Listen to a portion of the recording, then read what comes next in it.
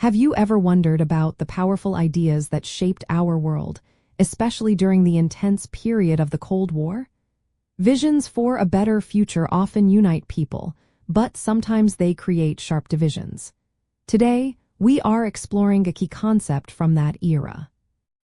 Proletarian Internationalism, a central idea within Marxist theory, advocates for the global unity of the working class, or the proletariat, across national borders. Its core aim is to overcome capitalist exploitation and establish a classless society worldwide. This ideology fundamentally differs from others by placing class identity and solidarity above national, ethnic, or religious affiliations. The why behind this concept is rooted in the belief that capitalism is an inherently global system. Its proponents argued that the exploitation of labor recognizes no national boundaries, meaning that workers everywhere share a common enemy and a common interest. Therefore, true liberation could only be achieved through a coordinated international effort by the working class.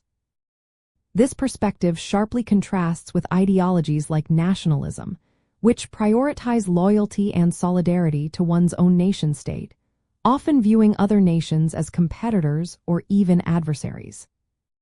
When we compare it to other prominent ideologies, the distinctions become even clearer. Unlike liberalism, which champions individual rights, private property, and market-based economies, proletarian internationalism sees these as instruments of capitalist oppression that must be dismantled.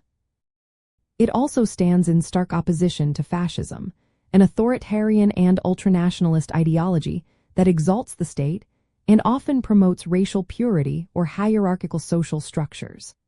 While fascism divides people based on nationality and race, proletarian internationalism sought to unite them across these lines based on economic class.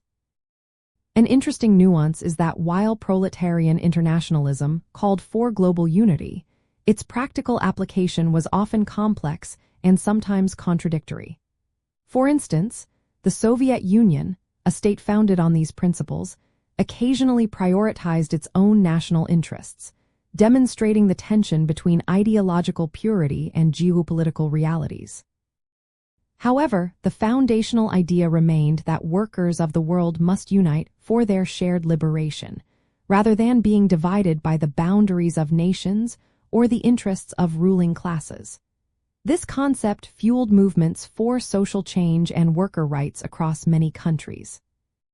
Understanding proletarian internationalism and its comparison to other ideologies helps us grasp the deep ideological fault lines of the 20th century.